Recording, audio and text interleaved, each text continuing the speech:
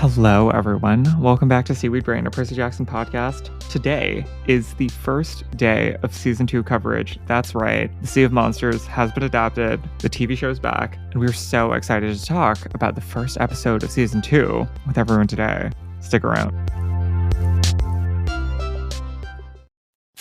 Hello, I'm Diane Morgan. If you know who I am, you know who I am. If you don't, who cares? I'm here to explain Italian time, a holiday phenomenon where Italians throw away their clocks and gather for eternity with San Pellegrino. I've been at this party so long that I've eaten 5 courses, hugged someone's grandma twice, and been offered a job in the family restaurant. So this holiday season, make sure to bring enough San Pellegrino to last you through the meal, the after meal, and the entire goodbye ritual. San Pellegrino, holiday on Italian time. In Walmart's Hulu'ville, time was ticking away. Only a few nights left till the big holiday. But last-minute gifters had no need to worry. Walmart Express Delivery got their gifts in a hurry. From Nintendo to Nespresso and Lego Flowers, they could check off their lists in as fast as an hour. All of Hulu'ville, East, West, South, and North, could order gifts up until 5 p.m. on December 24th. So this holiday, just do as the Who's do. With gift delivery this fast, they all gasped. From Walmart? Who knew? Subject to availability, terms and fees apply. Welcome back, everybody. We're playing Dodgeball with Cannibals today. We are Seaweed Brain Podcast. I'm Erica, joined as always by my co-host Carter. What's up, Carter? Hi, hello. We started this podcast back in 2020 when Rick and Becky first announced that this show was in development, and we have literally not stopped more or less weekly episodes ever since. And we love books, but we have always loved and will always love television more. So it is our absolute pleasure to be talking about season 2 of the TV show. If you're new here, you can listen to our extensive coverage on season 1, from analysis episodes like this to interviews with cast and crew and more. Also, if you're new here, Tina Fey once said in a 2011 New Yorker essay that when hiring, you should always mix Harvard nerds with Chicago improvisers and stir. Now, I'm not from Chicago, but nobody's perfect. And we're here to give you a balanced, nuanced conversation on Percy Jackson Season 2, Episode 1. When we started this podcast back in 2020, we were seeking to answer the question, is Percabeth the greatest love story ever told? And also, is Luke right? These were the 2 central questions of our podcast. We began with Percabeth, and we sort of came into the conversation about Western civilization.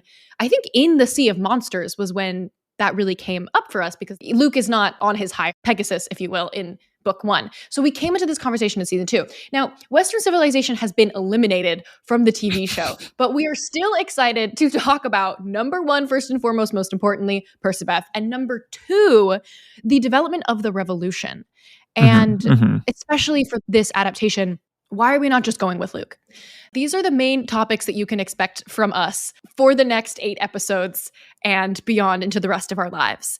In addition to Percabeth today, conversation about brotherly shame, Sally Jackson being a seer, the biggest ideas of the season, which is that a real hero means standing up for others, aka not being alone and also being a leader. These 2 things that like branch out from that idea. And our biggest questions of the episode that we have to answer, which are number 1, how do we save Grover? Number 2, how is Tyson going to get into camp? And number 3, how will we save camp and save Thalia's tree? And we will go back and forth on saying Talia and Thalia. We're working on it. We predate the audiobooks as people. So let's signpost that. We know what they chose for the show, and we respect that. But, you know, we're old. We're doing our best. Should we also say for new people, like, we are old. We started reading these books when I think I was 8, and Carter and I have been friends since we were 10. And we have been discussing the Riordan verse like this amongst ourselves since we were 10. Now we just do it in front of you all with much higher stakes. There's our like nerd stamp of authenticity for you. It's our old stamp of authenticity. We both read the books certainly before the Last Olympian came out. Yes, like I own a original hardcover copy of The Last Olympian because that book came out in real time for us. But we're not that old because we don't have hardcover copies of the entire original series, just The Last Olympian. Before we dive in, let me thank our brand new patrons as of late, Marco, Amanda, Morio, Lauren, Catherine, Aaron, Jem, again, and Alyssa, and our sustaining patrons, Izzy, James, and Ellen. Thank you for helping us as we spend many, many hours rewatching, rewinding, pause playing these episodes. Your support is very much appreciated. If you want to join the Discord server and have access to things like weekly watch-alongs, our episode outlines, patreon.com/seaweedbrain. All right, let's take a moment and be grateful that this show was renewed that season 3 is actively in production. I'm sure a season 4 renewal is on its way. Let's all experience the profound gratitude and historical nature of this moment. All right, Carter, where did we last leave off? Let's talk about this previously on. It's a quick montage. There are a few things that stand out. It is not an even look back through season 1. So we're pulling on a few threads. One of them is not a thread, but the fact that Walker looks and sounds like a completely different person in this whole thing, in case you forgot. If you're like us and you've been watching press outtakes and all the different trailers and teasers and things, you might have forgotten that season 1 was now filmed like three and a half years ago. Mhm. Looks and sounds completely different, and that's on growth and making real television shows by and for young people. Mhm. The threads that are emphasized, though, in this look back, we're getting a lot of the elder demigods, for lack of a better grouping. There's a lot of Luke in this flashback, both introducing Percy to camp and also just things about him and his life. There's a lot of Luke talking about Thalia, who, of course, up until this point, we haven't met. We know she had a relationship with Luke and had a relationship with Annabeth as kids on the run before they made it to camp. She's, of course, the tree now. There's a lot of foregrounding of that story in this flashback. A reminder of the terminology of forbidden kids, no longer children of the big three, but forbidden kids for Thalia and Percy. The terms, of course, referring to the same things, but also then drawing out this thread that runs through the first season of the show and also through Luke's conversations with Percy about the tensions between different gods and Titans. Also, Cronus does get brought up, and the implications that has for demigods.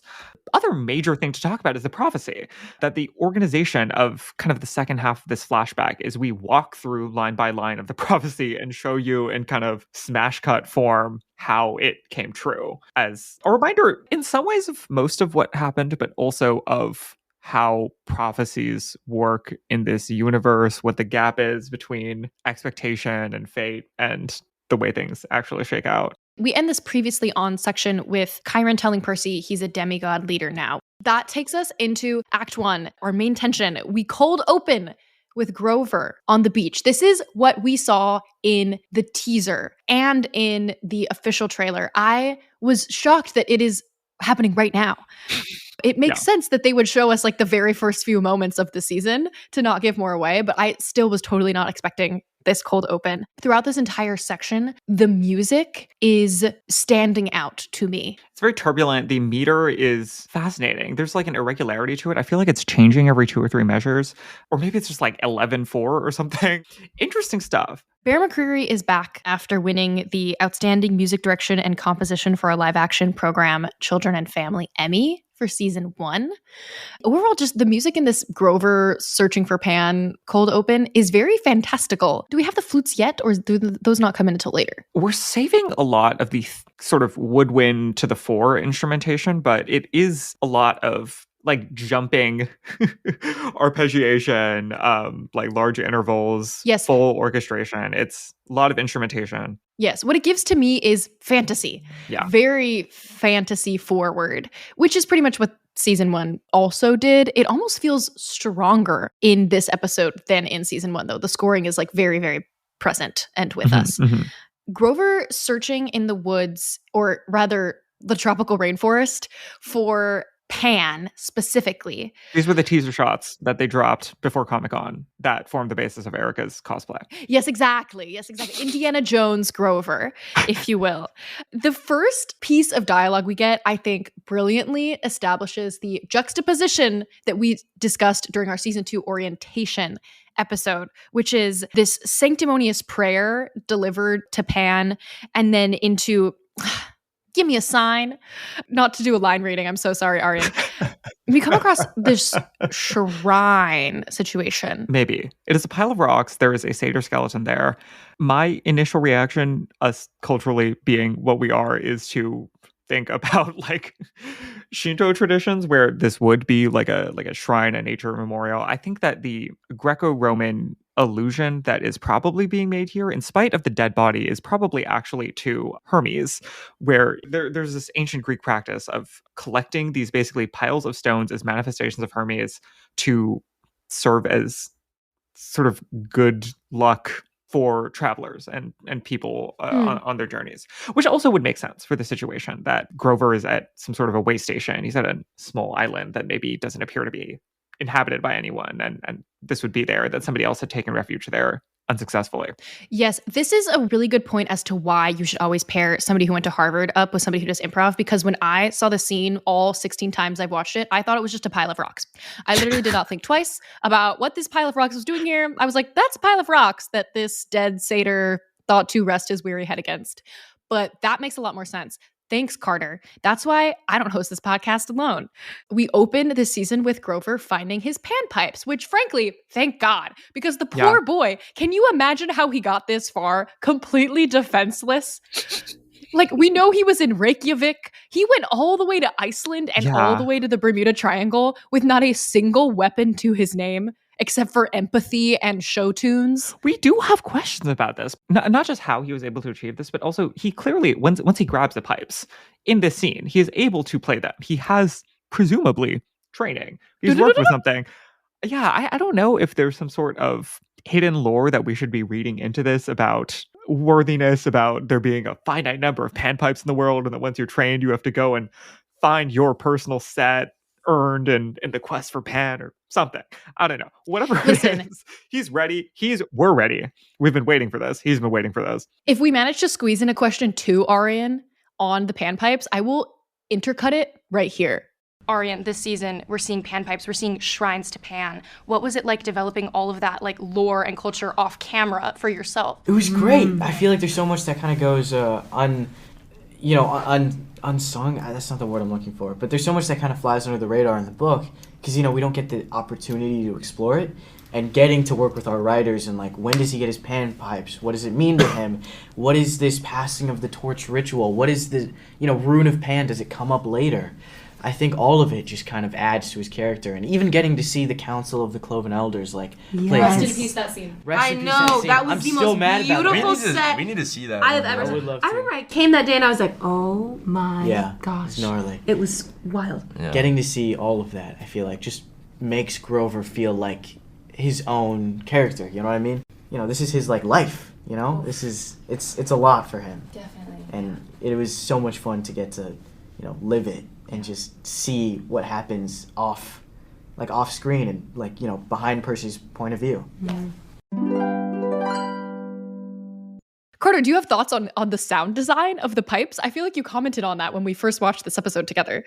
Yeah, there's some intricacies to it. Like, there's a lot of flipping in it that I think is not actually that easy to do with a panpipe. Like, generally, when you think about the sounds and melodies that come out of it, it is a little bit closer to a flute, where you have discrete pitches, and generally you are moving from discrete pitch to discrete pitch. But the first time he plays it, when we see the vine sort of constrict around the half-bloods hiding and watching him in the woods, they're these big interval jumps and flips, which are kind of hard to do with a panpipe, because in general, the arrangement of it is that you have fixed pitch pipes. And so if you want to jump from, say, a C to a G, you gotta move your mouth from the C to the G, and to do the which you hear in the first sound cue is, I don't even know if it's possible, or it's really hard or something. It's, one could say, magical. magic. I think that is the takeaway, is that it's magic, because especially in that first shot, we see Aryan blowing into one pipe, and we hear 6 to 7 different very spaced out pitches in very quick succession, which is lovely. Did you also have one of these nose flutes in your house growing up, Carter? No, not at all. Oh, okay. My grandma was a music teacher, and so underneath her grand piano, we had buckets of various musical instruments, and one of them was a large set of pipes like this. And so I would, as a kid, I would be like, weep, weep, weep, weep, weep, weep. Can confirm, requires magic to be done well. And guess what, guys? It's the Bob Army, and you've been assigned to the Sleigh Division. Welcome to the screen for the very first time. I'm going to put a flag down. I don't think that reference is going to age. I don't think that this is a sketch that people will be returning to. This is a reference to an SNL sketch from November of 2025 with Glenn Powell hosting also. Was it a good sketch? No. Is it the perfect reference for this exact moment? Yes. She does have a Let bob me then. keep it in. It is She a does strong have a bob. Welcome to the screen for the first time ever, Allison Sims, original demigod. Now, one of the first things I think we can ask ourselves is, what was the impetus behind a brand new demigod in Luke's army? And that is a question I have thoughts on that I think we need to see more before we can fully address. But I think it's fun to watch the show from the perspective of, why did we need her? Why did we need this new character? You know, it's not like we're adding things superfluously. What's the driving force behind the need for this named demigod in Luke's army? We know that she's out of camp at this point, and it's her who tells us that she is working for Luke. She kind of puzzlingly, almost, it sounds like as a mistake, volunteers this information. It's a little bit unclear. Yeah, I agree that as far as structurally why she has a name, why we're investing in this person, we're going to see more coming up. In this scene, she definitely is ratcheting up the tension for us in an important and interesting way. And she's also establishing a lot of important information in a way that I think really works to like serve multiple aims, to keep us interested, all of that. Like I think it makes sense to, at this early point, specifically, if first to have this whole scene on Grover, to start to ask questions about what Luke has been doing, what he's looking for, how Luke's goals are going to interact with Grover's goals and other problems that we're going to be looking to solve. I think a big function of this episode overall is to connect what I forget, because we've been reading this book for years and years, is a hugely convenient coincidence of this book, which is that Grover is looking for Pan and thus gets lost at the Fleece, which is the exact thing that everybody needs for their own unique individual goals. We need the Fleece to save Camp and to save Thalia, but Luke needs the Fleece to save Kronos, and Percy needs to save Grover, and all of these things are located in the same spot.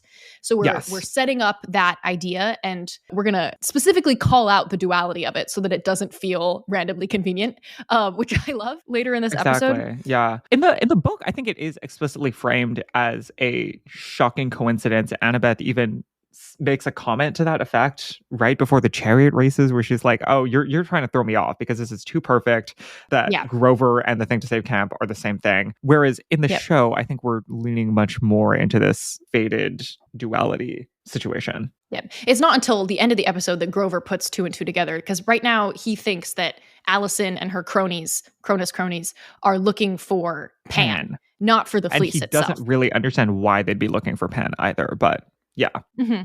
But Allison threatens to kill Grover. This girl means business from a short-range bow and arrow. That is violent. I think it's so campy. The short-range bow and arrow. It is mean-spirited. It's 19-year-old child of Apollo. I never learned how to use melee weapons. I love it, though. Now, at Grover, we have nature magic. We didn't talk about the antibiotics. Oh, my goodness. Not antibiotics. What is the phrase I'm looking for? It's the hand like sanitizer spray, right? Yeah. It's a little Trader Joe's squirt hand sanitizer because, once again, juxtaposition, just because you're a nature spirit doesn't mean you like having dirt under your fingernails. Grover's just one of the girls. It's true. This is an excellent... somebody else put their mouth on it. You know, it's mouth on it and sitting in the rainforest for a long time. Lovely detail. In order for Percy Jackson to stay grounded, I think this is something we talked about in our pre-season coverage. But we need these moments to remind us that of the particular richness of recontextualizing these Greco-Roman stories in the modern day. And part of that is from these details, these fuzzy juxtapositions between extreme modern elements and extreme classical elements. It's also very personality reestablishing. You have to, we haven't seen these people for a while. We have to remind ourselves who Grover is, and he's the kind of person who'd be very fascinated and entranced by these pipes, but also would take the time to clean them up a little bit. Yes, because Grover is of this world. He's of the mythological world as a nature spirit, but he lives in the modern day world, and that's where his characterization comes in. Versus for somebody like Annabeth, she is of the modern day world, but she lives almost exclusively in the mythological world. So that's her weird juxtaposition, is not knowing how to buy candy at a grocery store.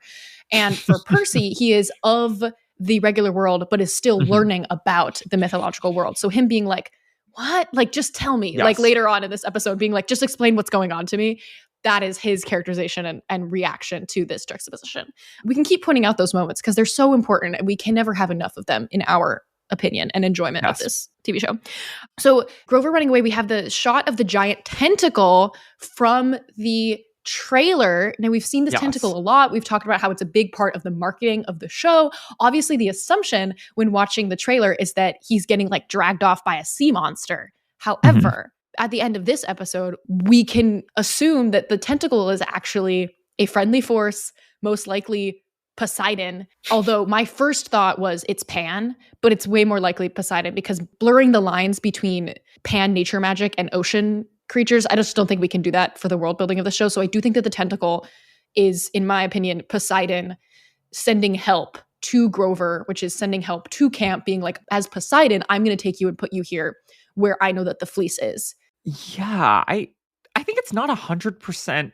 I don't think it's a resolved issue as at the end of this episode, but I do think that that is the strongest conclusion that can be drawn by the end of this. Yeah. Because Pan is more like Layla Sky High, Vine Power, Moss of the dirt, and Poseidon is the sea. And also this would make sense with the characterization that he is a much more loving and involved father that we get in the TV adaptation versus in the books. He is actually paying attention and helping along the way. We're going to get this whole coin thing from Sally that is trying to reframe, I feel like, the core narrative of the books as being a choice between Poseidon and Kronos. And under that framework, it especially makes sense for us to have Poseidon being a force that's reaching out. This is a good insight. I honestly, when I was looking at this, I was mostly just trying to place this tentacle into mythology through a closer look at the details that we've been able to get in the teasers and trailers and everything. There's like spines on it and there's suckers.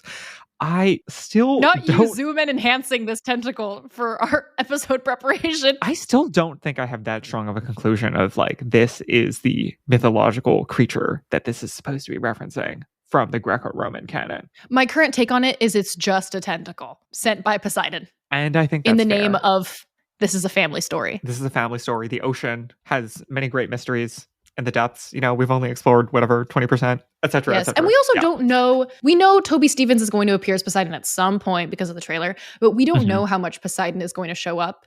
And in the book, he does not help Percy like almost at all throughout sailing on the Sea of Monsters.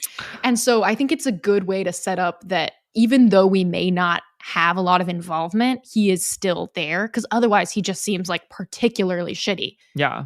Book reminder, he is actively bad and absent in this book. I would say Percy discovers new like sailboat powers, but the only interaction he has with Poseidon is the letter that says brace yourself, delivered through Hermes at the very end of the book. This is going to be a little bit different, clearly, since he's on screen. Yes. All right, let's get to Sally Jackson. So as Grover gets pulled away, Percy wakes up from his dream. This is the sequence we saw in the trailer, falls over. Yeah, fall into fall cut. This is almost exactly what we pitched when we very, very, very first years ago talked about what we wanted to see out of the TV show. It was like Percy falling out of bed, like smacking the alarm clock, being late for school. And we have our first needle drop of the season. So we're not cutting into like more Bear McCreary scoring. We are cutting into Let the Good Times Roll by the Cars from 1978. I would say this is adjacent to our pitch in the sense that I'm struggling to come up with a theory for Percy's personal connection to the Cars and 1978, particularly given that, like, okay, level 1 reaction, it's an old song. Level 2 response to that is, oh, Sally, they're close. She would pass along her music tastes.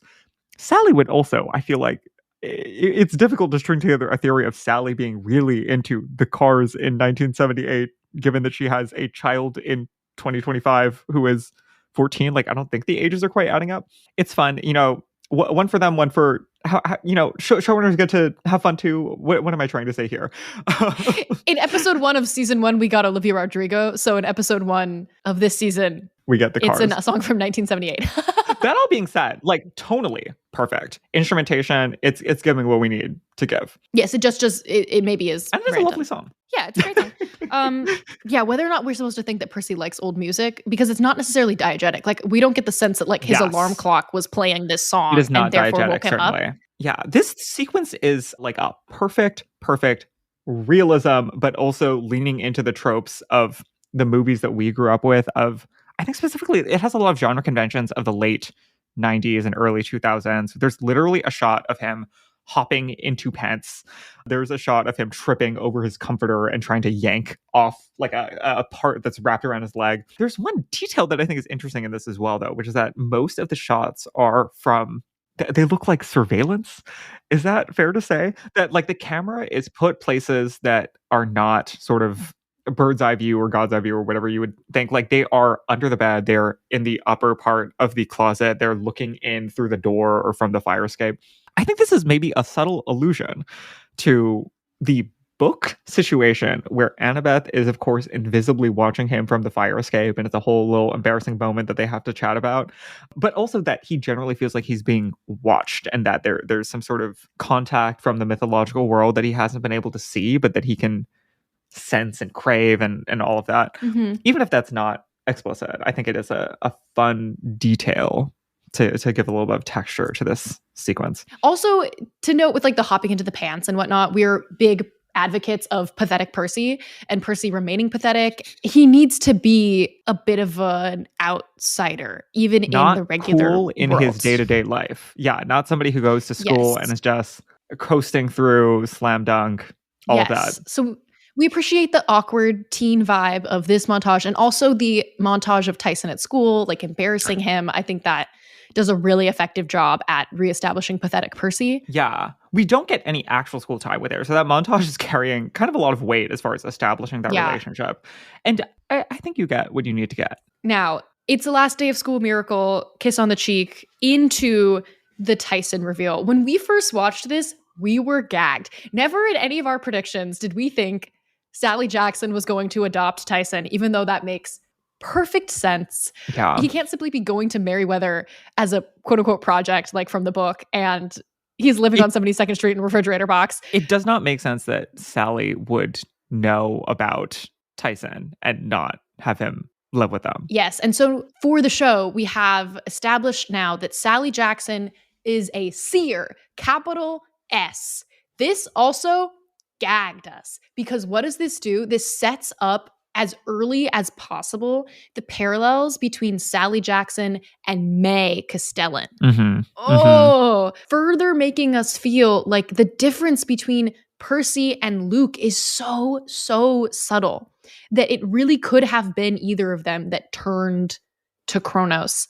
Yeah. Raised by similar women. Honestly, I shudder to think what would have happened if Apollo got to Sally. Oh my. Yeah, not so good. This is the time if you're thinking about Disney casting, you're looking for a Wasian who knows what is going on in this series and could play a flashback May Castellan.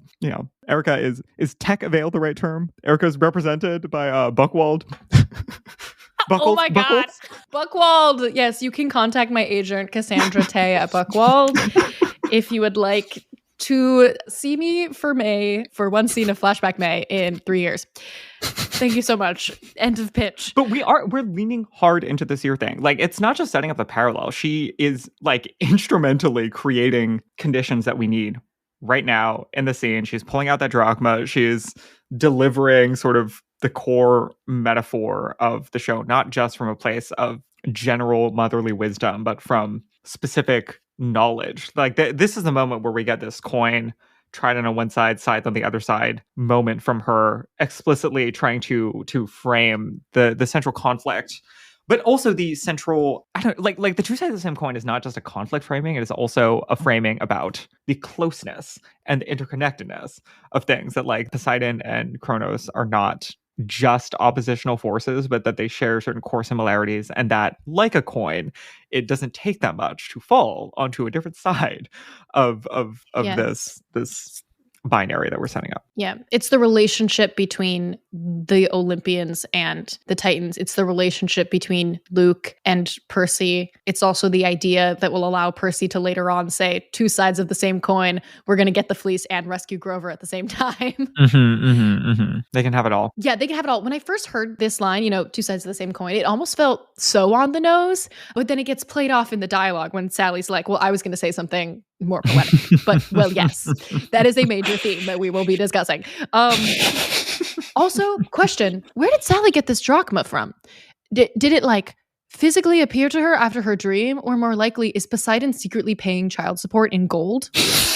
Literally, where would she have gotten this drachma from? I don't Do you have think an answer. she like sees it on the street? Because she's a seer, does she like, is it like on the street like a penny, If you it know, were when you on pick it the up? street, she would be able to see it. She'd be able to get it. Yeah, I feel like people drop things sometimes. That, sure. Why not? I could also believe like she has a friend. Or maybe like Chiron sent some to her, or This is an Grover. unanswerable question. I think that she has connects. Clearly, she like knows a little bit about what's going on. Or I think like maybe before Grover left for Pan, he like mailed like an envelope full of drachmas to Sally, like just in case of emergency from your Yeah. babysitter, Also, Sally is pushing this whole time for Tyson to go to camp, Yeah. which is almost this very, very heartbreaking setup because Percy is like, wait, you're getting his hopes up. Like, he can't go to camp. He's a monster, And Tyson's like, oh, hero camp. Like, I can't wait to go to hero camp. Like, Now you're a little bit doing the voice. Oh, God. Oh, and Sally sets up for us what is going to be the big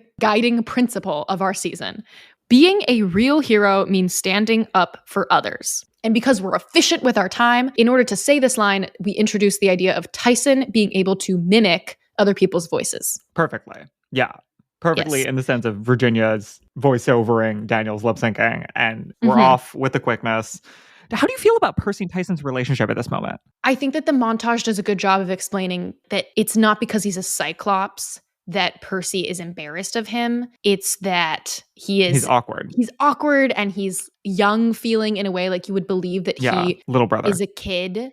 Yeah, he's a little, they don't explicitly say that like Cyclops is aged differently or whatever, but you get the sense that, well, now Percy has this thing to take care of, which any person could project their own little sibling onto. Do you feel the tension being established well as far as Percy having a lot of affection for him, but also a little bit resenting the responsibilities, specifically in this pushback with Sally? I found it interesting that he's sort of playing both angles on it, like one that is literally like, he won't be allowed to go to camp. Like, don't tell him this because it is not manifestly possible. Like, I wonder if we're getting the right amount of also like, and also Percy doesn't I don't want him there. at camp with me. Yeah. Yeah. I don't think that it's what reads to me initially, but if I watch this scene and I look for it, I think you can definitely take that from this sequence. It's true. And we'll get more. Yeah. We're about to watch them all just go together. Yes. And I had a feeling that Percy wasn't going to be as embarrassed, just because a lot of that like embarrassment that he feels is that we get in the book is from his internal monologue. He's not going to say the quiet part out loud. So I don't know how much in the show we are going to hear Percy be like, it feels like a joke to be a son of Poseidon, Yeah, it's a constraint. All right. Walk to School, Needle Drop #2, Public Enemy, Fight the Power, 1990. Works for me. New York, I guess. The streets of New York. The streets of British City. That was British bad. City, of course, being a mashup of British Columbia. I'm sorry. Not my strongest work.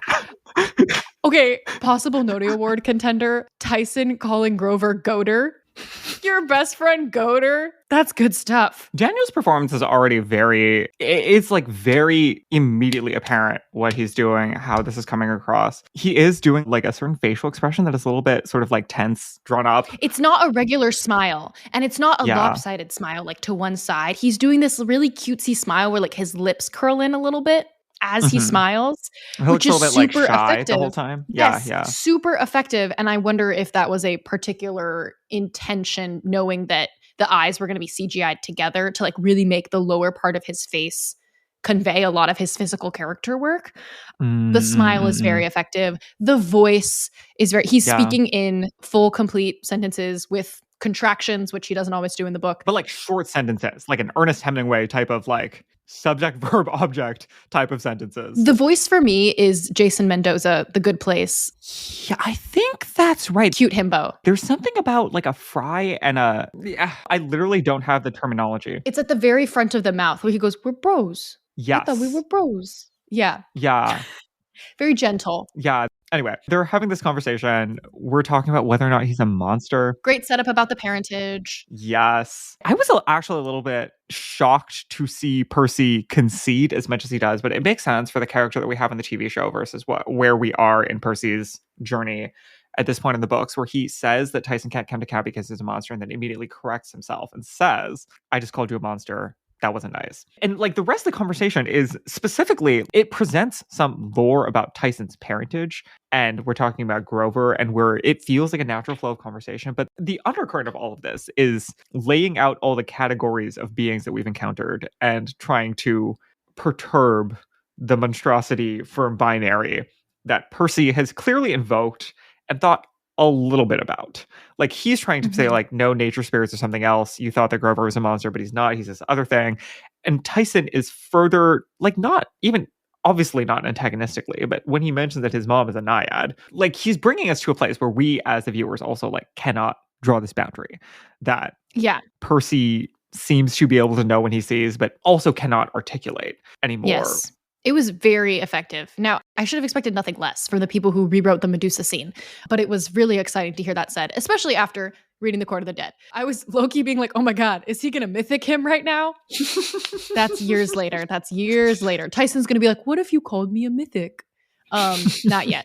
That's okay. Tyson's not there yet. That's his whole thing is he's like, oh, if I'm a monster, like that's okay. Like I it is what it is. Like he would never contradict Percy at this point in his development in their relationship. Yeah, he's probably like, if I'm a monster, I'm just going to be like the best monster ever. A nice monster. Yeah. Yeah. Which is literally the line in the book. Yeah. Now we have Grey sisters. We spoke a lot about them in the trailer episode, but everything about this design, absolutely brilliant. The way that the car comes through the burst of smoke, exactly like it's described in the books.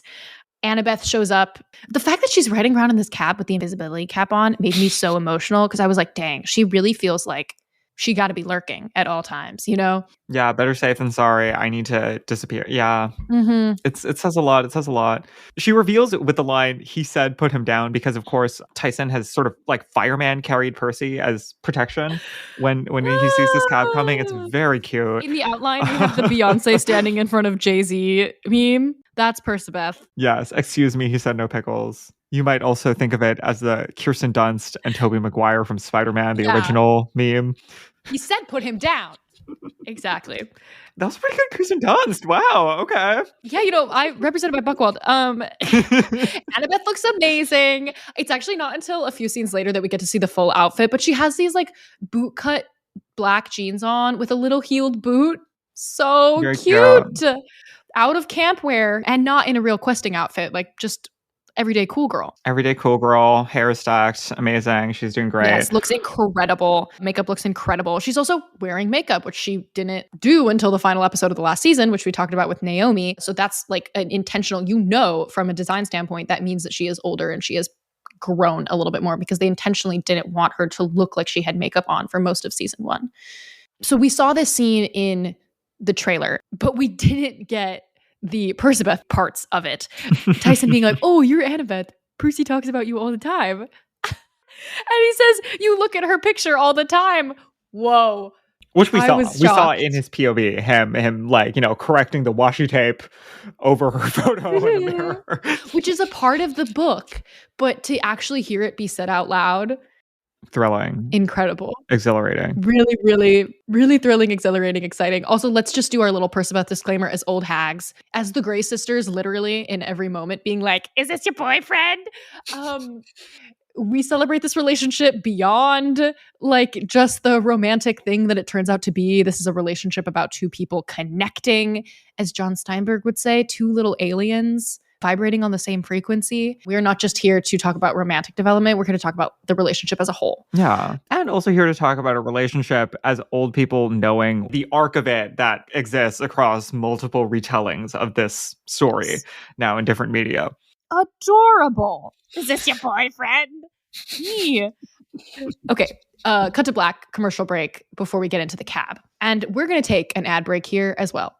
When evaluating potential hires for your small business, it's essential you look beyond resumes. Sure, a candidate may appear impressive on paper, but understanding the person is crucial. LinkedIn, the world's largest professional network, provides a complete view of your candidate's skills, experiences, and interests. With LinkedIn's up-to-date data, you can be confident that you really know who you're hiring. Post your free job at linkedin.com/achieve. That's linkedin.com/achieve. Terms and conditions apply. As a contractor, I don't pay for materials I don't use. So why would I pay for stuff I don't need in my mobile plan? That's why my Biz Plan from Verizon Business is so perfect. Now I can choose exactly what I want, and I only pay for what I need. Right now, with my Biz Plan, get our best price, as low as $25 a line. Visit verizon.com/business to get started today. New lines only. Price per month with 5+ lines. Includes auto pay and paper-free billing and promotional discount. Taxes, fees, economic adjustment charge. Applicable add-ons, prices, and terms apply. Guarantee applies to base monthly rate and stated discounts only. Add-on prices additional. Offers in January 5th, 2026. All right, it's the moment you've all been waiting for. In the Grey Sisters cab, I cannot express how relatable these women felt to me. I'm so glad we already did the cosplay because I just feel the need to make my entire personality based off of these women, even though these women may as well be based off of us. The prosthetics look absolutely amazing. They're nearly unrecognizable. Do you think Margaret Cho brought her own sunglasses? Because those are sunglasses that she's used for bits in the past, the like ultra rectangular wide.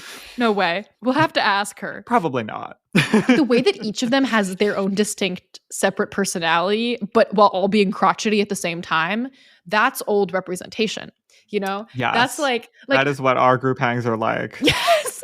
Yes. One of them, like Margaret Cho is a little bit more like irritated, you know? Sandra is kind of like the leader. Yeah, she's goal oriented. Yeah. Kristen Shaw is more like the Sarah Jessica Parker in Hocus Pocus, you know? Yes. The Lisa Kudrow. Like, the Karen. Yes. Karen in Mean Girls, not Karen in calling the police. Restaurant. Yeah. Yes. Which one do you relate the most to, Carter? Oh, Margaret. Definitely. Oh, sure. Maximum crotchety. For me, Kristen. Yeah. Kristen. Maximum. Ooh. She has like an extended, there's an extended hold on her face while her tongue is fully extended after she does the boyfriend line. This woman is always going to lean in. She is always going to full commit, and we salute her. This is exactly how I'll behave when my like niece tells me that she has a crush. I'll be like, is it the tall one in your dreams? Let's celebrate this again, this full-blown Percabeth dialogue. I know that this scene leaked, but I never saw it until now.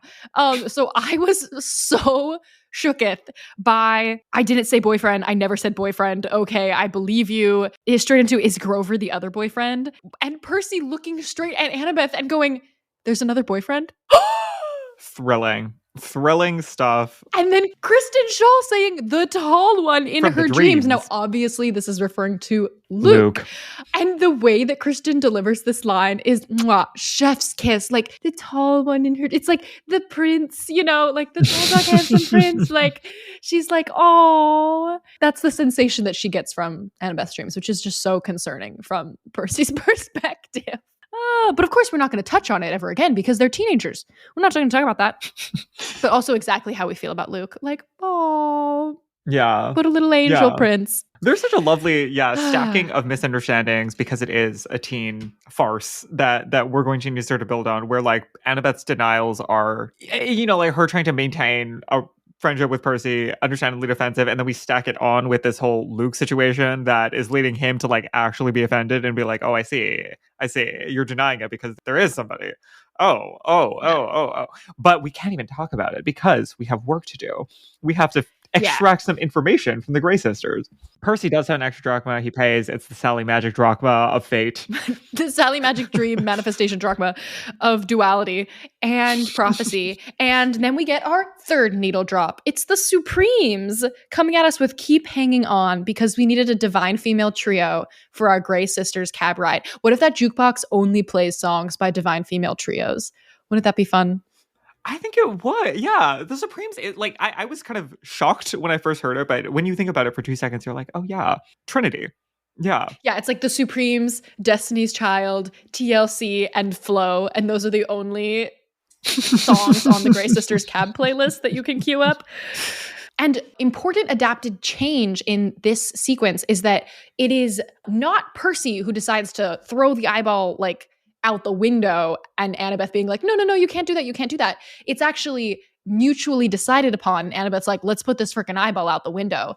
Do, which is a great moment of Percabeth. Leah operates a hand crank window because the cars from the 70s. That is the sort of detailing I love. Do you think she knew what that was before that? Should we Absolutely ask her? not. Absolutely, she had no clue.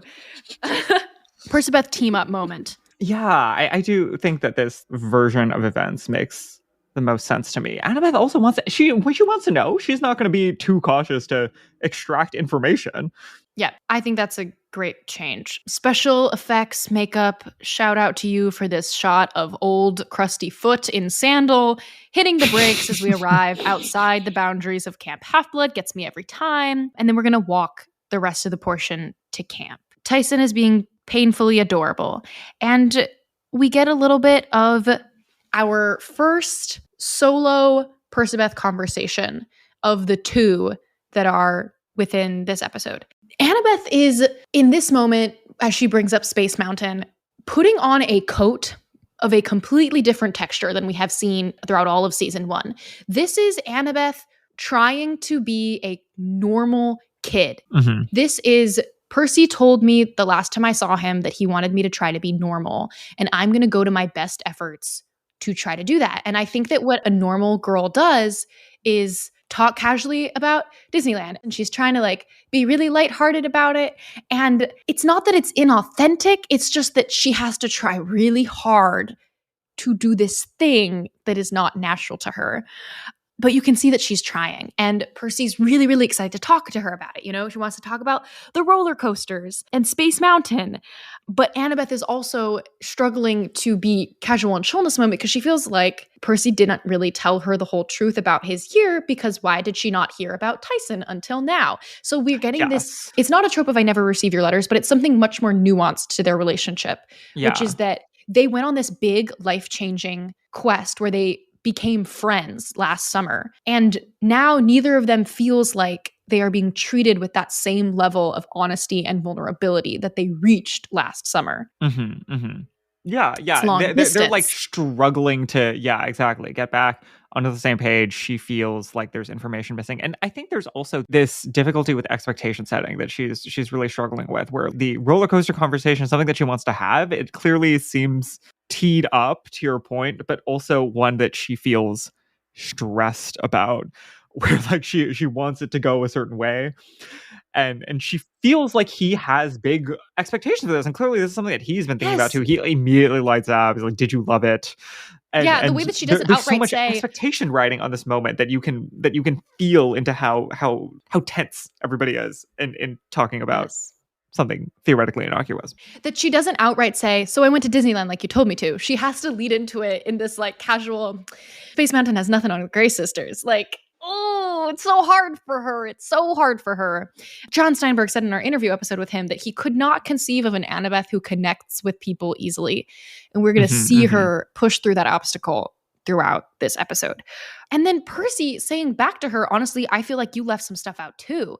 That's wild. Because obviously Annabeth is saying that going off of Tyson being here, but Percy is saying that to her just based on, I feel like you weren't being truthful to me in the way that you were writing, period. I see you. I see you. To be seen is to be loved. This was nuts to me, that he feels like he has this sense of who she is and she was not being truthful with him. Mm-hmm. That's Percabeth. But there's no time to discuss because we have to play dodgeball. How did you feel about this change up, Carter, from actual gymnasium dodgeball in the book to the like idea of dodgeball outside of camp? It solves a lot of very elegant plot lore necessities for us. It's efficient, it's crisp, it's clean. They look great. I do miss dodgeball. I miss the send up of absurd vestigial teenage moment and having like a really sort of like low-hanging fruit hacky critique of what it entails, in the sense that the people who like to beam people with dodgeballs are monsters and they're trying to kill you. Like, I understand the change, and it looks good. I also do miss Dodgeball and the hokiness of it all, but it is nice that the Laestrygonians are very funny. Yeah. Like dude bro characterization. I got in, y'all. That's delightful to me. They have personalities. They're not just nameless henchmen. Primarily what we're getting here is, I guess there's like a little mini, very dramatic lore drop about Tyson and fireproofness. Where Percy's cowering on the ground behind him, about to die, and we like have a full cut over it. But the primary moment here is the barrier that we're seeing. The blue lightning barrier.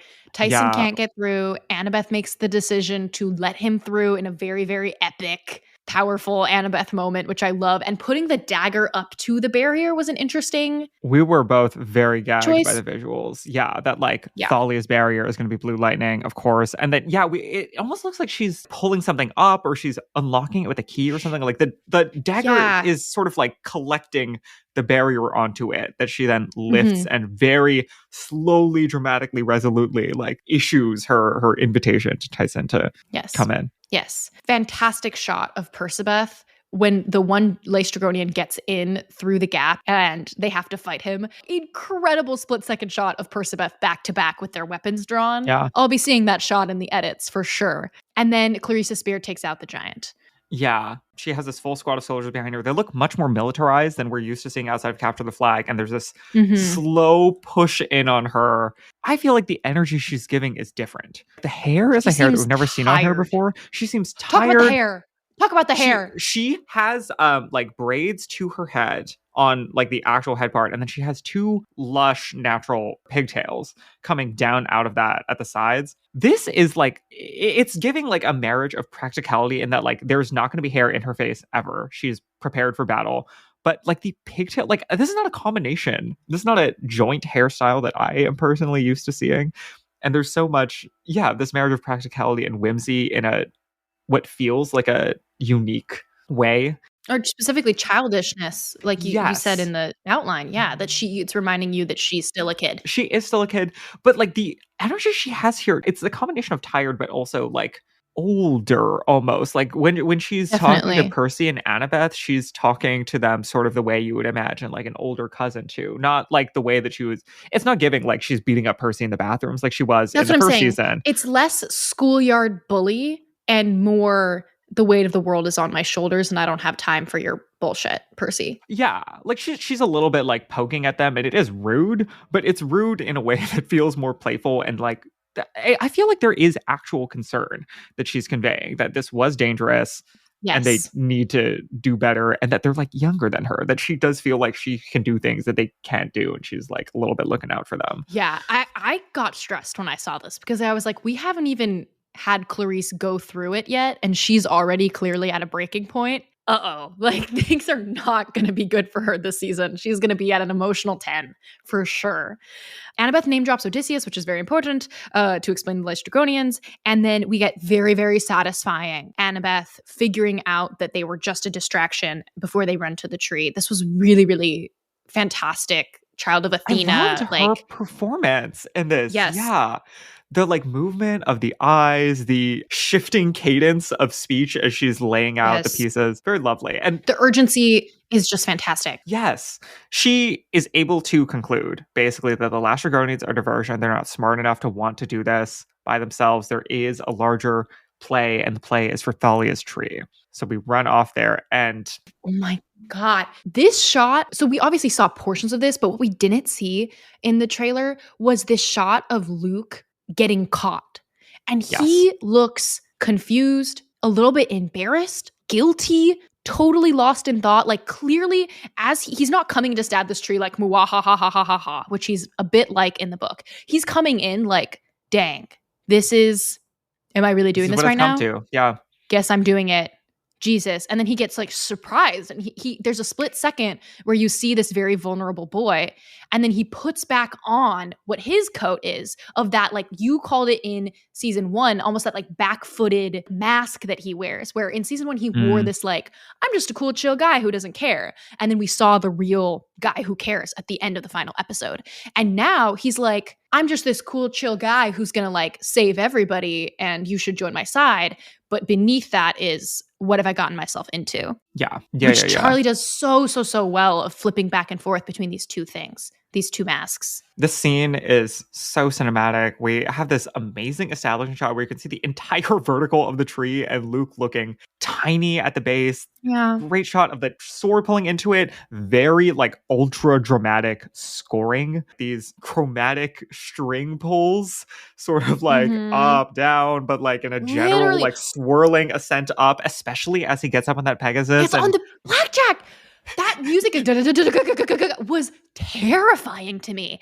Combined with the image of the Pegasus, unnamed blackjack, flying into the sky, almost looking like a dragon. Like the design of the horse like undulating up into the sky, the only thing I could think of was dragon, and it was so fantasy, terrifying villain with the music playing. Absolute, maybe my favorite part of this entire episode was Luke just like flying on that Pegasus up into the sky with the music and not wearing a saddle. Badass. Yeah, good for him. Good for him. Now we have Annabeth kneeling at Thalia's tree, Tyson being confused, Percy explaining everything to Tyson.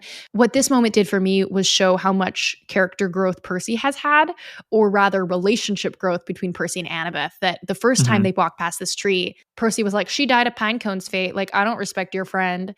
And now he's like, she was a hero, period. Yeah. He's like explaining it for her to Tyson while she's taking her moment. And there's really rich blocking in all these shots of like Annabeth like at the tree, touching it, crouched down, Percy sort of standing above her but close, and Tyson off like a few yards and asking totally reasonable questions but like looking a little bit scared. And we have the metaphorical voice of Sally coming through Percy here, saying that Zeus did change her into something that could save others, because that's what a hero does, which is an interesting rationalization of the treification.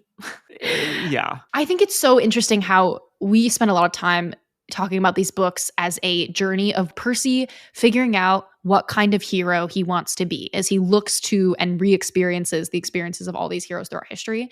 And in the TV show, it really just feels like Sally straight up tells him what kind of hero he needs to be. You know, like he doesn't really have to find that for himself in the same way. It's just a matter of how he is going to succeed at that idea that is presented to us up front. Yeah, I think that's right. No, I was going to just say the same thing about Luke. He like Annabeth is really distraught about this. We know, of course, taxi cab. Like she's been thinking about Luke in some capacity, and I don't think that book Percy ever explicitly lays out this take, which is interesting. Not this early on. Not Luke anymore. Like it's not like Luke has always been evil, or like he's staking a claim on like, I knew him. Like we did have our time together at camp. This is a different person. Kronos is a corrupting influence. Our paths did cross at school.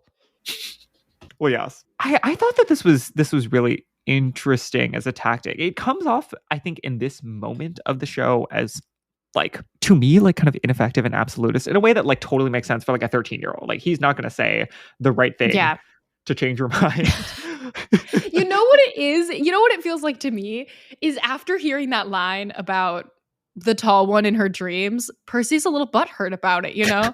He's like, Luke is not who you think he is. Like, stop thinking you can save him. He's beyond being saved. And there's a personal... But it's an interesting tactic where, like, he's beyond being saved, I think, it's a weaker metaphysical statement. Percy is saying specifically, like, Luke was at one point a good person, and that good person is essentially dead. To the world. Which is, I think, kind of what he tried to converge on late in, say, The Last Olympian or something. Well, because this is also literally what happens to Luke, where he becomes Kronos. Yeah. So I was almost like, whoa, that's a big foreshadowing / prediction / putting two and two together for Percy. It's interesting. I wonder how much we should read into this as like Percy is going to be strongly taking a stance that like his tactic with Annabeth is going to be to try to basically like divorce her memories of Luke from the person of Luke now, as opposed to saying like, I think book Percy would have just as easily said like, he's always been evil. Like you've never actually known him. Saying he's always been evil, you've never known him is the less kind way of framing this, right? The loving way in his mind of saying this to Annabeth is he's not Luke anymore. Like, you have to let him go because he's dead, as opposed to you didn't know him. Like, you did know him, and now that man is gone. Yeah. Well, we don't have too much time to marinate. Percy does like do like a big lore dump here for those for people who I guess maybe didn't watch season 1. But then we are interrupted by Clarice and by Tantalus now. This is his first on-screen moment. I thought this was actually really funny. She like pulls out like a hand drawing from her bag of Tantalus's face to be like, this guy picked up the phone for Chiron. I don't know what's going on. And now we see him. So it's like a payoff in that sense. Like this isn't the first time we've seen his face. It's the first time we've seen a character. I did want to shout out that drawing and I forgot because it did make me feel similarly to Annabeth in the gas station buying the candy. It was very young Kid in a detective. very sweet, endearing way. Yeah, kid detective. Tantalus, he's pretty pissy. He's got a little satyr assistant that maybe felt superfluous to me. Like, he could have just been bossing Clarice around. But again, I'm sure there's a reason. So we'll see what that reasoning is. Yeah, he's also like framed in a kind of militaristic way here, which is interesting. Like, I feel like the angle that they went for is very tyrant in a more sort of like classical, like Nero type of angle. Like he wants to be the boss of everybody. He's petulant, only derives joy from acts of sporadic violence or something. Yes, as opposed to in the book, he's a little bit more like slimy, smarmy, greasy haired. And Clarice is happy to kill Tyson until he gets claimed by Poseidon in a very similar way to Percy being claimed, where it starts with everybody looking up and noticing something, confused shots of faces before we reveal the trident itself. Yeah, and the scoring. I did not go back, unfortunately, and rewatch and re-listen. I did go back. You did? Okay. I did. Because when I was just watching it the first 2 times, I was like, I know it's not exactly the same, but this feels strongly to be mirroring the scoring moment of that epic end of episode 2 Percy claiming moment. I do think it's a strong mirror. It's not exactly the same, and I think that it works very well for Tyson and also the consequences of this moment. Like, Percy's claiming has these like really intensely, quickly arpeggiating strings playing on top of the horns that are like, you know, climbing up into majestic adventure is calling sound. And this is like it's very horn forward, which feels more appropriate for like Tyson's instruments got to be a tuba. You know, we need the big bellowing horns for Tyson as opposed to those like protagonist violins. And it's a similar chord progression maybe, but it sounds much less exciting and a lot more womp womp in the technical musical term, you know? Like, you can tell that this is something that is almost more foreboding than exciting. That I can see. That it's that the Percy's score is very unambiguous, and that here it's less directional. What is this gonna mean? Like, ooh. And it's less exciting than the first time, because now it's like, well, I guess this just happens to everyone. I guess it's embarrassing to be a son of Poseidon. Yeah, well, okay, it's interesting because we do get these reaction shots that are sort of like tight on Percy and Tyson's faces. And both of them, I think mostly like I would characterize them as being confused, ambivalent maybe. Like, I don't know exactly what we were expecting from Percy's face, but I was like a little surprised that there wasn't more like a deeper surprise, a greater like peeking through. The word I would use is solemn. There's like a solemnness to it. But part of the way that lack of shock is able to land is by hard cutting to Dionysus cracking up. Yes. You know, someone else telling us how to feel about it. Yeah, it's like a lovely cut to like an almost like, God, who is the reference for this? Like Edgar Wright style, like we're hearing the laughter in before we're getting the visual of who it is and what's going on. We're in the big house. Yeah, he never could keep his trident to himself. I gagged. I was a little shocked that we couldn't believe that they said that this. one through. Jason, he's going to give it to you every time. This scene is so funny. Good. He's so good. Like precise in his delivery in the sense that like all the words are crisp. You understand what's going on, but there's so much freneticness that's still able to get through to you in his eyes and in his brilliant casting movements for the too. God of mental illness and chaos and he does a reverie. phenomenal job. I was not sure how much to read into the fact that in that opening shot, we see these 2 campers dressed up in military regalia, sort of like manning the doors in a way that's totally different from anything we've seen in season 1. But it's, I guess, cueing us into this whole camp is under threat. We're militarized now, like situation. We put Tantalus in Interesting charge setup. because he's a general. I guess that is what we're leaning into, that he's like a head of state. Yes. He introduced himself as King Tantalus. Of Anatolia. Very interesting adaptive note. In The Sea of Monsters, it's not revealed that Kronos is Chiron's father until the very, very end of the book, after the party ponies show back up to save the day, Deus Ex Pony. And here we're getting this at the very start. Dionysus is saying the reason Chiron was replaced with Tantalus is because he's Kronos' son, which makes sense for how hard we're pushing this as a family story. And also because in the book, the reason, absent us hearing about Kronos, is that there is some unnamed reason why we're speculating that Chiron might be behind the poisoning of the tree. The poisoning of the tree in the book is done by a mysterious unknown actor who I think that we never actually name. Probably we're led to believe it's I Selena. did it myself. Yeah, but you could believe that he had someone else do it. Yeah. I guess in the absence of that, we saw Luke do it. Clearly it's not Chiron's fault, that we need some other, and this makes sense. And it also teased out a perfect Percy being if that's the criteria, then Zeus should send himself to jail. Fight the power, Percy. I love it. Oh. That's per sassy. It also is interesting though that what that also does is tell us that Zeus is taking the Titan threat seriously. Yes. We have to differentiate ourselves from that leaning in. Yeah. Versus at the end of season 1, Poseidon had to convince him to take any of this seriously. Yeah, so imagine how boring it would be if there were just several years of us being oh, are we going to finally convince it? We're not doing all that. He had his doubts. That was interesting. And then we checked in the box. We're doing something else now. The chariot races are introduced. The idea that the camp is under serious threat because this monster attack has thrown our schedule off for chariot races, which was going to really entertain Mr. D, who then starts eating popcorn. It's all so delicious. The only thing I feel about this scene is that the comedy is almost working counter to the scoring. This is a scene in which I probably would have rather heard Dean Martin on the radio coming from Chiron's office or something of a needle drop as opposed to the scoring. I also got a little confused here. By the end of the scene where we have the clear framing of Percy and Annabeth being we need a quest, and Mr. D and Tantalus kind of being I don't care, I'm doing something else. At that point, it sort of clicked into place. But there's some earlier moments where I like the tonal juxtaposition, but there's something, I think the scoring plays a part in that. Literally, the flow of information, I was getting a little bit confused about what it is we're doing here, other than having fun and marveling at Jason Mantzoukas' comedic performance. Yes, it's hard to do anything but marvel at Jason Mantzoukas' comedic performance. When he pulled out that popcorn, it the scene kind of ground to a halt, but in a way where it's I'm having such a good time that it's hard to be upset about it. And it's good because that is how Mr. D, that is what it would feel like to be talking to him. Or to any uncaring adults. Yeah, to a little bit the whole time be I don't remember what it even is we're doing here, because I'm so kind of entertained but also upset. Yeah, but it's also tough because they're you need to let us go save camp, and they're literally how you don't know how. Go to your cabin. Which is both infuriating but also a little bit fair. Pitch perfect. Are you a forward thinker? Then you need an HR and finance platform that thinks like you do. Workday is the AI platform that helps propel your organization, your workforce, and your industry into the future. Workday, moving business forever forward.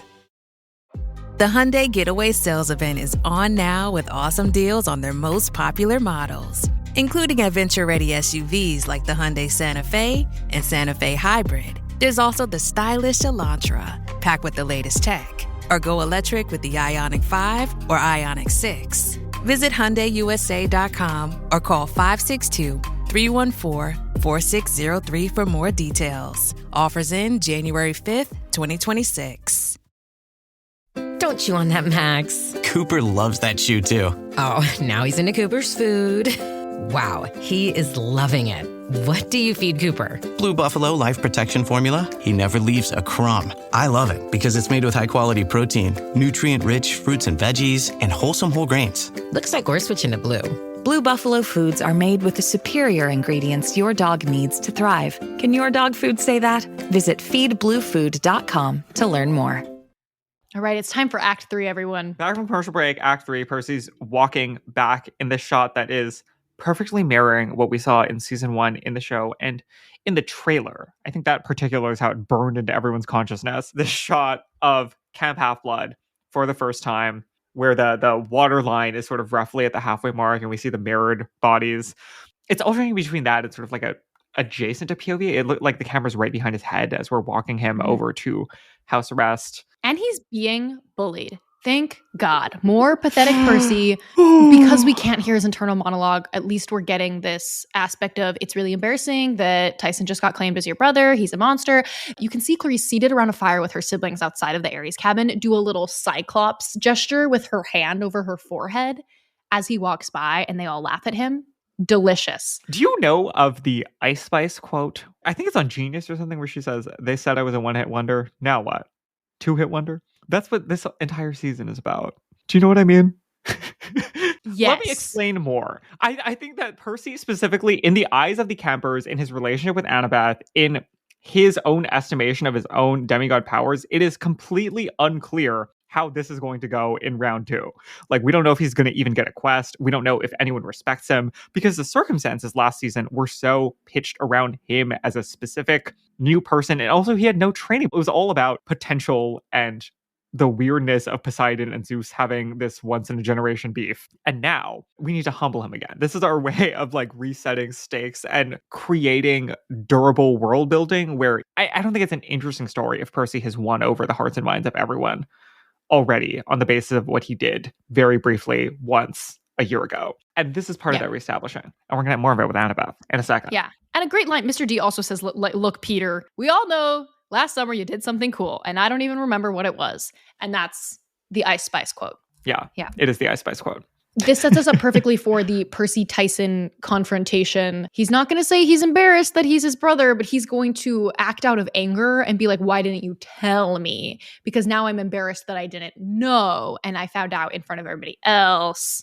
And that's where we're going to direct that frustration. Do you think that this reads strongly as couching, as sleight of hand? That he, of course, is like actually mad that they're related. I genuinely feel like we knew that Percy was not going to be as embarrassed by Tyson in the show, just because that does make him feel really unlikable. And as a rule, we need these characters to be super likable for the same reason that Annabeth is not as Cyclops phobic in the show. She's like a little bit, but not a lot. So I think that maybe everybody is like 50% less. 50% less anti-Cyclops. Phobic.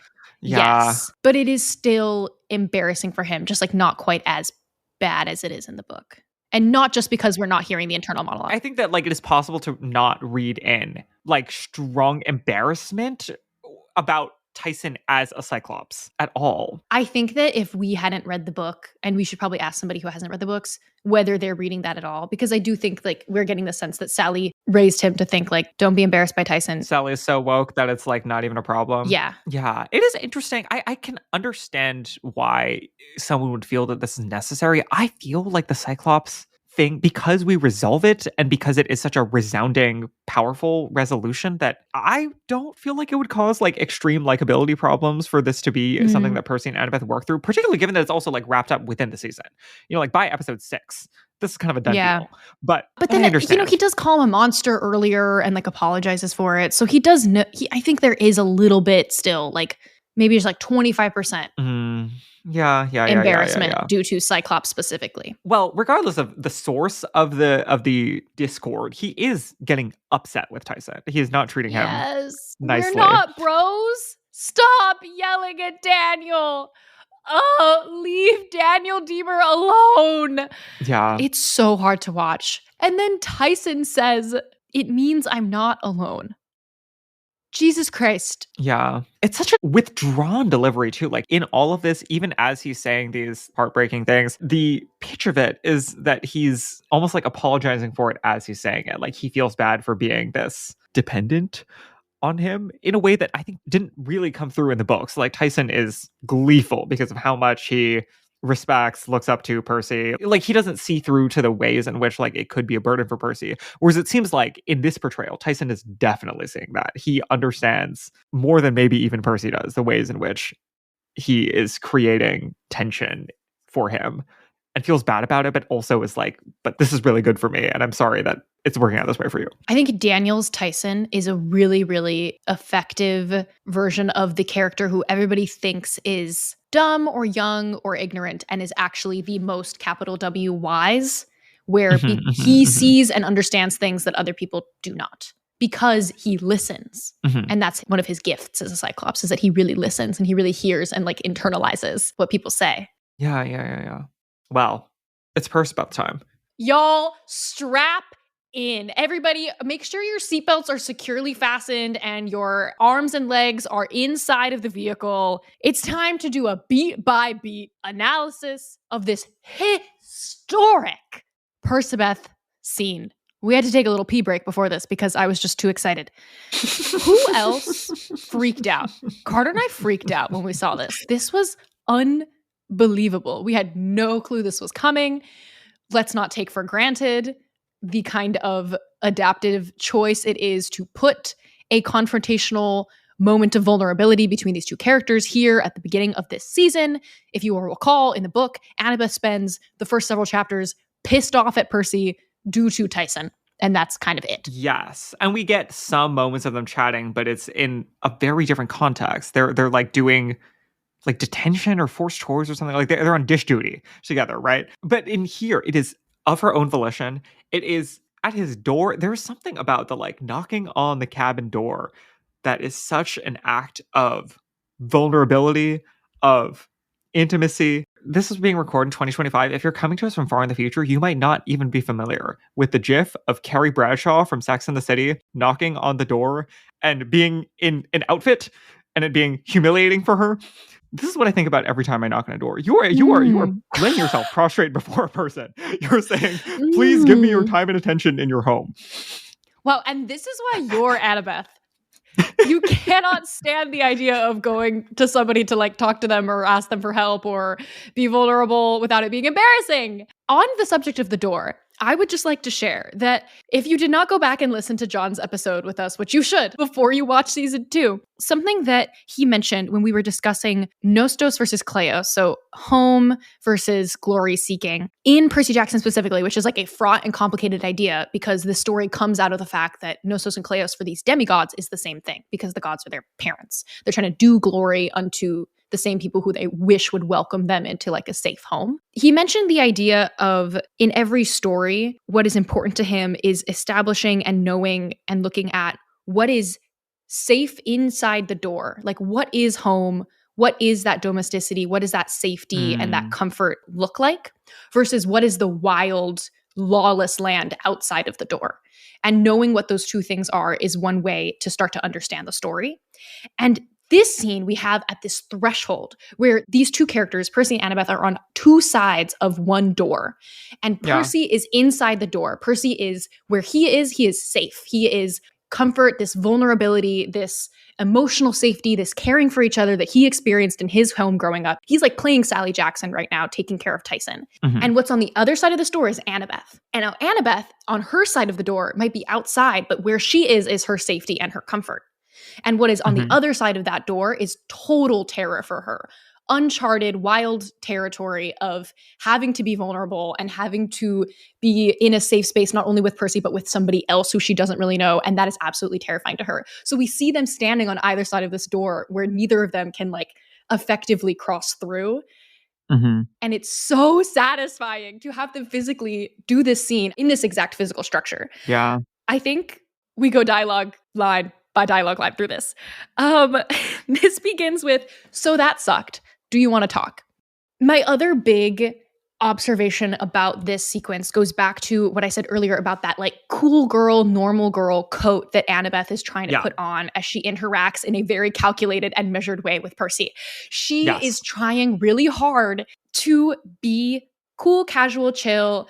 There's this like little like sway of the arms that comes in here too, that she's trying to be really relaxed, really like the person that she thinks Percy wants her to become, and like that would be growth for her. I think it's quite subtle though. It's subtle, but you can get the rehearsed elements of this very casual turn of phrase peeking through. Yes. The framing of it is so powerful where you can just see she looks really alone. in this sort of like wide-ish shot. We have like most of her upper body, but then just like big expanse behind her of the rest of camp in the darkness. You can feel the vulnerability, I feel like, in that. Yep, absolutely. The camp space is where she's safe with her camp persona of this girl who's got it all together, whatever. That's why she's in her little inside the door, even though she's outside of Percy's door. She sees Tyson in the house. Obviously, it is so hard for her to be vulnerable enough with Percy. She's not going to be in any way prepared to have a vulnerable conversation with Tyson around as well. So she says, actually, do you want to walk? Percy goes, because he's on cabin confinement. And Annabeth says, come on, we're already in trouble. What are they going to do? Whoa. Wow. Whoa. You mean she's willing to break the rules for Percy? This is a big moment for her. Yeah. I think so too. And I think you could argue that like, oh, well, it was Tantalus who did this and not Chiron, and she doesn't really respect Tantalus. So like, she wouldn't really care about getting in trouble. I still think it's a big deal. I mean, that's part of it, but it doesn't negate that it is substantive. I think it's a combination of like an actual value judgment and leaning into this. It feels like she has unmoored herself in this statement. Like she is daring herself to do something that she hasn't actually pieced all the parts together for. Yes. Now, Percy says, no, it's just Tyson's a little, and at this immediate rejection, you see Annabeth, boom, shut down. Yeah. She's looking down at the ground. You can see her trying to mask her immediate disappointment. And Percy says, I'm kind of talking to him right now. Why don't you come in? Total, like, again, I'm feeling the voice of Sally Jackson here. Like, let me balance these two people in crisis right now. And Annabeth says, no, it's cool. And she looks away from him for the first time. Shut down. She can't handle this. Yeah. This is why people tell stories about young people, because this is the first time in their lives they have had this conversation with another person. And it just makes for dramatic storytelling. Because if this conversation was happening between, say, emotionally therapized 40-year-olds, they'd be like, let's set up a time to talk later. Great. I don't feel comfortable talking with Tyson around. And Percy would be like, okay, I understand that, you know? We can't do any of that. This is the first time they have ever tried to connect with another person like this. And it's so, just frustrating. It's okay for real. And Annabeth says, I know, it's just, and then this is where disappointed Annabeth gets masked again, and she puts on that cool girl, chill, normal coat, and she says, I was going to go check the damage to Thalia's tree, maybe talk to the Dryads about it. Because she is feeling rejected, you know, and she's not going to push it further. And what is she going to do in this moment of vulnerability because she's been rejected from her vulnerable proposal? She's going to say, one, family, two, effective, efficient leadership. Yes.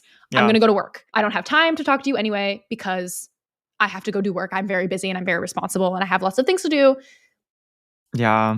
To make my mom proud. Yeah. And then she turns to go and Percy kind of watches her walk off. And again, if we were adults, maybe he'd be like, hey, I can tell something's bothering you.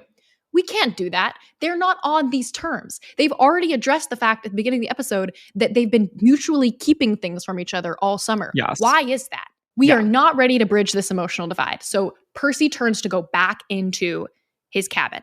And then Annabeth, in a very quick heel turn, inhale, I'm just going to blurt this shit out. I thought you said you had no drachmas. Whoa.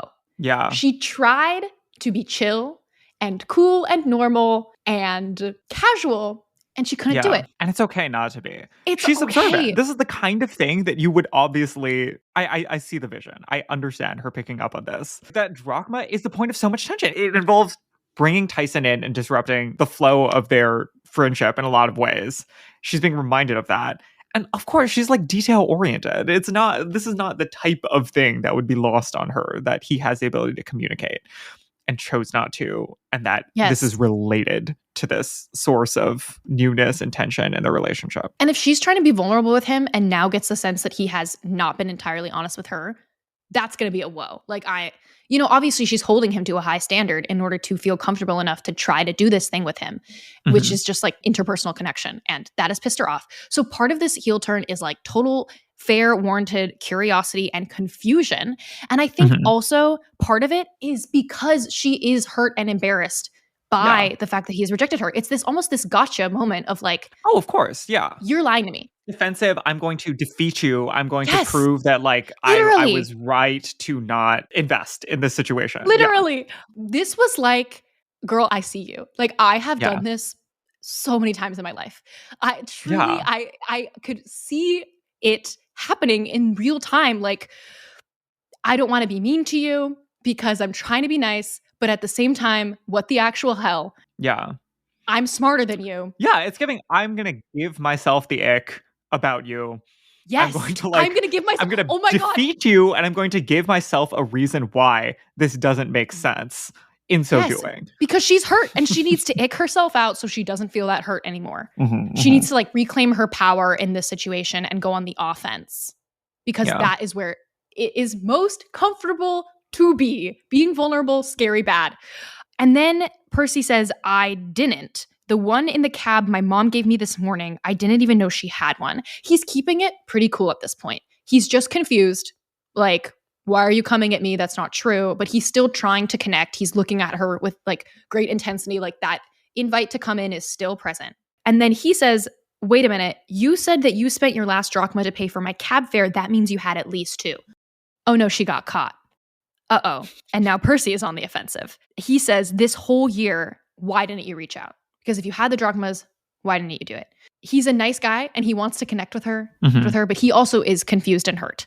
I feel like he's being more genuine here, though. Like I do too. Which is not to cast aspersions on Annabeth, No. but just to, I think he seems to be coming more from like an actual place of like, I'm increasingly confused. Now Yes. that I'm putting this together, I don't understand why you're mad. I don't understand why we're in this situation. It's because she's embarrassed, Percy. She's embarrassed. This is really hard for her. And she says in a moment of complete, total vulnerability with him, the stakes are so high. I feel like she could just burst out into tears in this moment. There's like a bit of a voice break at the end of this line. That's what I'm trying to do now. Woof. I was shocked. That's surprising for this character. Well, it's literally the hardest thing for her to say out loud is basically, I need you. But it does feel earned. Yeah, she is in a vulnerable place. She does need emotional support. She's had a day. She saw Luke stab Thalia's tree like several hours ago now. You know, this like, is what I'm saying, is that if you don't remember that she just saw Luke stab Thalia's tree, you could be like, this is a little dramatic.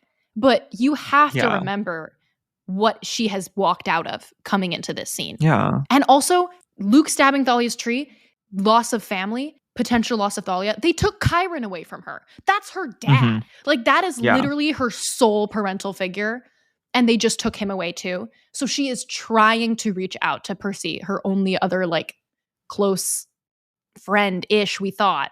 And Percy reads that vulnerability. He drops the like confusion and like slight anger and whatnot and says, okay, maybe just give me a few minutes, because he does still have to take care of Tyson because that is his job. And that is what Sally has instilled in him and asked of him. It's really satisfying to watch Walker's face like totally soften in this moment too, as he sees that vulnerable plea from Annabeth. It's like his brows unfurrow. He says, like, give me a few minutes. And bam, Leah, in the line delivery of the century, she looks down, disappointed that he doesn't just, you know, come with her right now, right away. Because to her, that is a rejection, because she is what? A perfectionist. And then as she looks back up, boom, like, coat, mask, back on. I'm cool, chill, normal. I'm super, I don't care at all. Like, this is fine. Don't worry about it. Just get some sleep. And she leaves. Yes. Bravo, everyone. This is so much of what early friendship navigation, early romantic encounters entail, especially given their dynamic where they have been apart for a year. They're trying to figure out one hit wonder, two hit wonder, like, are we like actually friends in a persistent way, given that we like met at summer camp, we did this one thing that we don't know if we'll ever do again together.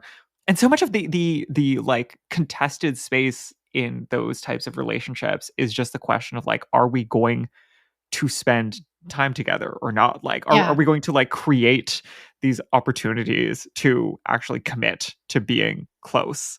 Because they're not, like, if they don't do these types of things actively, if they don't choose vulnerability, like, it's not a situation where they're just like in the same class and they'll just effortlessly form a relationship through the grace of time and shared interests and common history. Like, this is a space where we're seeing them like reach across that void and like feel how difficult it is to reach across that void and to basically say like, I think that you're interesting, and I'm like demonstrably putting out an effort. I'm opening myself up.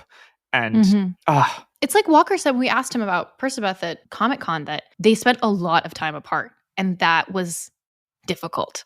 That is such a classic, like, you haven't seen each other all year. Are you still going to be friends? Are you still vulnerable with each other? Are you going to be a one-hit wonder? Are you going to be a two-hit wonder? All right. There's still stuff that goes on in this episode that is of import, even though that was the most important thing to happen in my life ever. We cut to Annabeth is truthful. She goes to check on Thalia's tree. This shot, total Cinderella princess kneeling at her mother's grave, which she basically is kneeling at her mother's grave in this moment. Yeah. Warmly lit by the glow of her like orange kerosene lamp. Yeah. Gorgeous, gorgeous, gorgeous, even though it's like pitch black outside. Shout out to that. There are tears in her eyes, her voice breaking throughout this entire scene. Let's remember, Luke just stabbed Thalia's tree. Chiron's been taken away from her. In her mind, she has been rejected by Percy. And so now she's talking to a tree. Totally alone in the world. Even before Luke left, you were the only one I could really talk to, she says.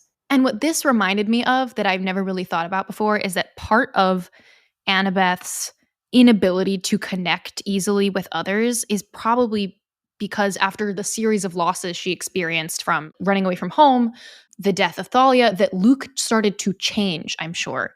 And he became in some way a different person. And even though he was always like kind and loving towards Annabeth, she probably was not able to talk to him in the same way once they got to camp. So she's always talked to this tree. Yeah. So in a way, she's been trying to reach out and save, quote unquote, save Luke for long before he even left camp. Yeah, it's not exactly an interesting reading of the books. It's an adaptation. But it's totally consistent with what we see. Like there are a lot of like ambiguities that Percy is like strongly reading into in the books about how close Annabeth actually is with Luke, how much she knows him versus how much he's an important figure in her life because of the journey that they had together, regardless of maybe like the years that they would have had difficulty actually emotionally connecting. She pleads with the tree, tell me how to save you, tell me how to save you. And that's what we're going to figure out in the final moments of this episode. We cut to Percy dream sequence to discover the all-important Percy Grover empathy link. There's this delightful little shot of a horizontal cave entrance that looks almost like an eye for our Cyclops theme as it tilts vertically. The camera is zooming in and twisting to get the dream sequence-ification. Yeah. We get Mr. Friendly Tentacle dropping Grover off at what is Polyphemus's island. I think Grover says Polyphemus, which I felt very vindicated by. We are in the Polyphemus cave, but it's covered in mirrors. The image I was reminded of was Salvador Dali, surrealism. Yeah, it's very lovely the way that like shot by shot, without every time commenting on it or explaining it, we have Percy and Grover switching places. Sometimes they're next to each other, sometimes they're in each other's clothes, sometimes they're in different each other's clothes, on other sides of the mirror, now they're not. Lovely. Yeah, it's very fun. You could see them kind of like having done this empathy link without any of that added dreamscape surrealism. And it's wonderfully specific and adds such a fantastical layer to have the mirrors and the clothes swapping and whatnot. This is also, I think, the time when we announce that for the first time ever, saying so on the internet, we could very easily forget what a large adaptive change this is to make the empathy link sort of like a mutual accident as opposed to Grover non-consensually invading Percy's psyche, because we were there when they filmed this episode. We were invited to set in January 2025, and we were there literally as they were filming this exact scene. It was really exciting. We got to watch them do take after take after take of this, and we had many conversations amongst ourselves, Carter and I and Emily and Phoebe and Mike and everybody who was there about this adaptive change. I guess I'll also plug that we recorded an entire episode the last night of our set visit. The second night we were there, we debriefed and cried. I guess be available in some form. Yeah. I think I might just put it on Patreon for now. If you want to hear that, go to our Patreon. I don't think we spoiled anything in it, so you can go and visit our Patreon if you want to hear us talk and subtly cry. in a Vancouver hotel room about our experience on set when we saw this happen. More on that to come, and really, really fun photos to be shared. Boom, empathy link. Has to be.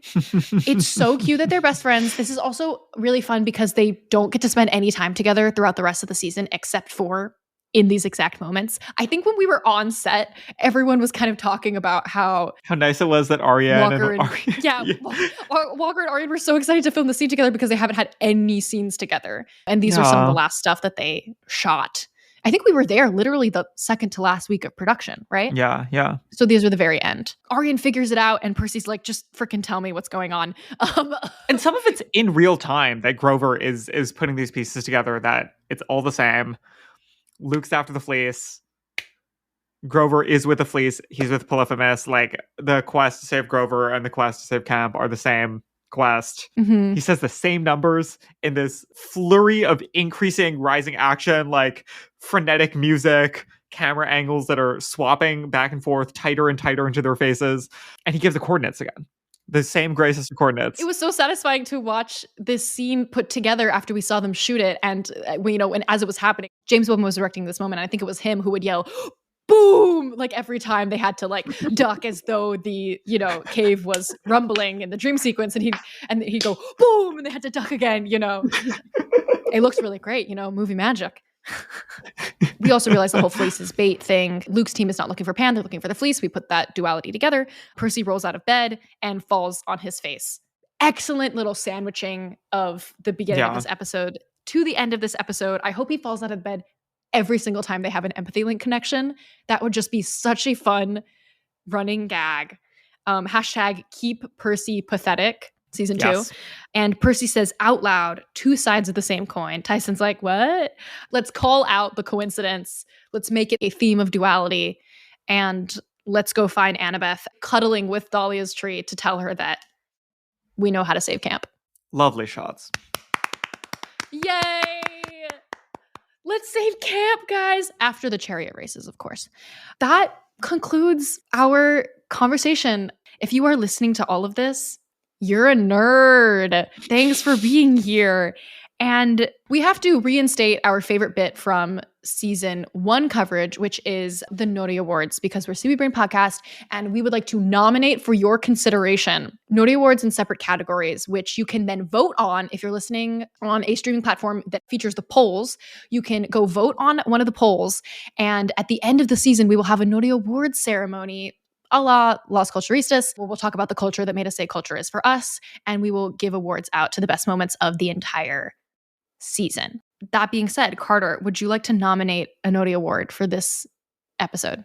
Oh my. I feel bad for saying this because we've talked about them ad nauseum, but by far the thing that brought me the most joy was the Grey Sisters. Yep. How could we? I mean, lovely Percabeth moments. That was very important. We did get a lot out of that. Phenomenal asking about roller coasters. Never been done before. Never will be the same. But God, the Grey Sisters. I don't even know what else to say about that, breaking it down. The Kristen Schaal tongue moment. Here's Margaret the thing. Troby I was angry. going to nominate... Is it a specific line reading of like, other boyfriend? I was going to say like Noti Award for most relatable hag cackle. So if you want to do Noti Award for most relatable hag follow-up line question? delivery, follow-up most relatable hag follow-up question, most relatable Percabeth hag follow-up question. Rather, most relatable Percabeth Luke apologist hag follow-up question, then that could be your nomination. Yeah, I think that will be it. Yeah, what a moment. Oh, Seaweed Brain Podcast summed up in one scene. I really hope that we get to talk to all of those actors.